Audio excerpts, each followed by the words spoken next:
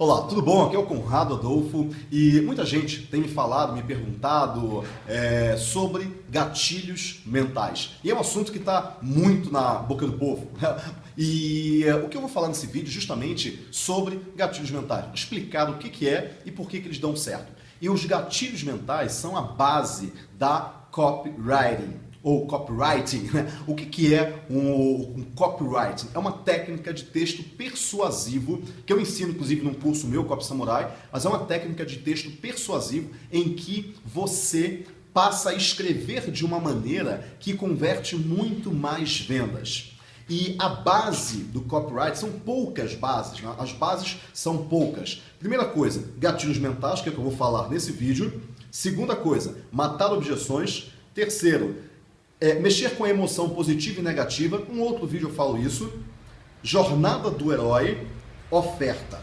Então você tem basicamente 5 coisas que, se você souber bem, existem algumas outras, lógico, mas se você souber bem essas 5, você consegue fazer um bom texto persuasivo, uma boa copy, ok? Então vamos lá. Quem escreve uma copy, quem escreve um texto persuasivo ou uma cópia, aqui no Brasil ainda se tem dúvida se chama de copy ou de cópia, mas eu prefiro chamar de copy até que se decida. Copy é o termo norte-americano, copy, C-O-P-Y mesmo. Quem escreve uma copy é chamado de copywriter, ok? C-O-P-Y-W-R-I-T-E-R, ok? Copywriter. E ele vai escrever uma copy ou fazer um trabalho de copywriting, ok? Legal. Agora, o que essas palavras em inglês esquece? A questão é texto persuasivo, ok? Texto vendedor. São técnicas para você escrever um texto. E uma dessas técnicas que eu falei que eu ia comentar nesse vídeo são os gatilhos mentais. Os gatilhos mentais são a base, a principal base de uma boa copy. O que é um gatilho mental?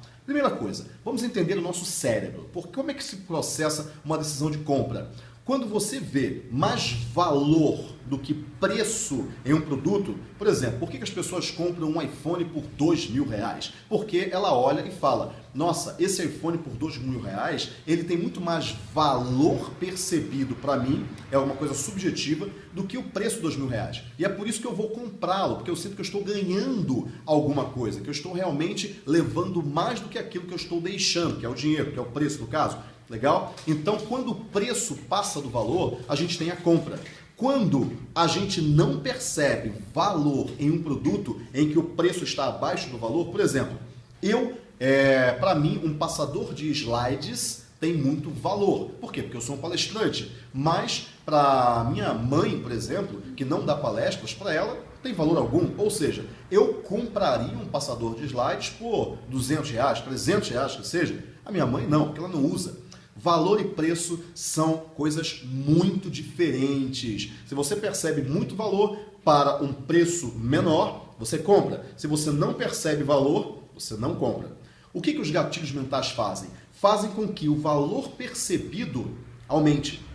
Por exemplo, quando eu falo para você, digamos que eu seja um vendedor de sapatos e você esteja comprando um sapato, ok? Digamos que você seja uma mulher e esteja comprando um sapato feminino, ok? Só um exemplo. E eu falo para você o seguinte, você está experimentando um sapato e eu falo para você o seguinte, olha, essa coleção aqui é uma coleção que chegou da Itália, agora há pouco tempo, e chegaram pouquíssimos pares, é uma coleção super limitada, e esse par, inclusive, é o último. Próxima coleção só daqui a um ano. Eu estou usando diversos gatilhos mentais nessa argumentação. O primeiro gatilho que eu estou usando é de autoridade. Quer dizer, esse par de sapatos é uma coleção que chegou da Itália. O segundo que eu estou usando é escassez. Coleção limitadíssima, poucos pares.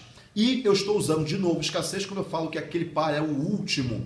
Isso faz com que o valor percebido daquele par de sapatos aumente com relação ao preço dele. E, muito provavelmente, uma mulher vai chegar e vai falar o seguinte, nossa, é o último? Peraí, se é o último, deixa eu pensar direito se eu vou levar ou não, porque vai que eu perco esse último par de sapatos.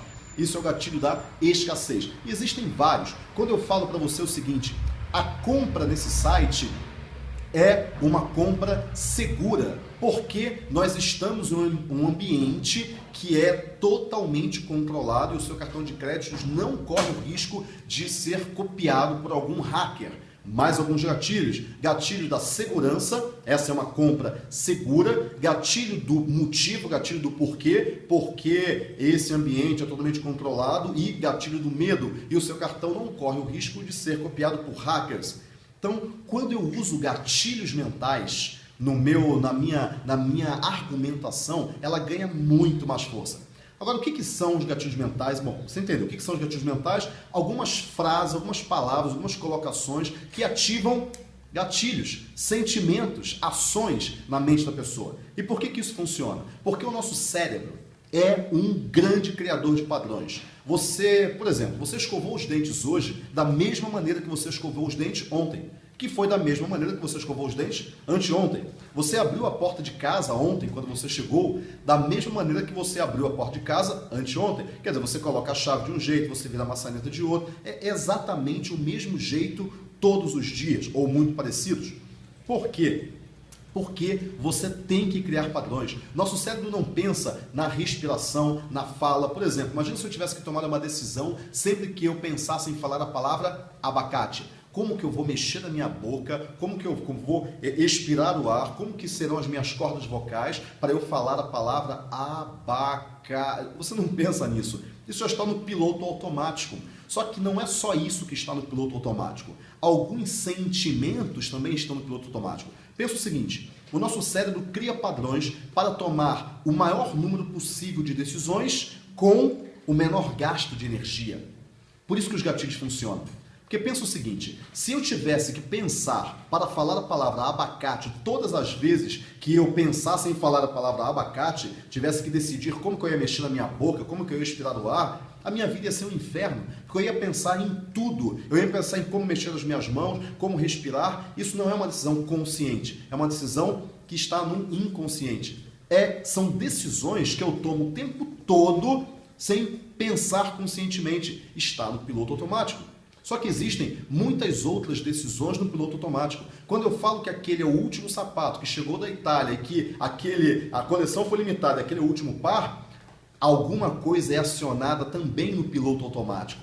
Quando eu falo que esse site, a compra aqui é feita em ambiente seguro e você não corre o risco de ter o seu cartão de crédito copiado por hackers, também atinge coisas, ativa sentimentos, ações no piloto automático. Então, quando você usa gatilhos, por isso que é gatilho, né? Você aperta, você fala alguma coisa para ativar um sentimento ou uma ação. Quando você usa gatilhos mentais na sua argumentação, você entra lá no inconsciente do seu leitor, você entra lá no inconsciente do seu espectador e você faz com que ações sejam tomadas, mesmo que ele não sinta. Sentimentos levam a ações. Se eu tenho o sentimento de que, nossa, aquele é o último par de sapatos, eu vou perder aquele par de sapatos e parece que ele é muito bom porque todo mundo comprou, já não tem mais nenhum e eu não quero ficar de fora disso.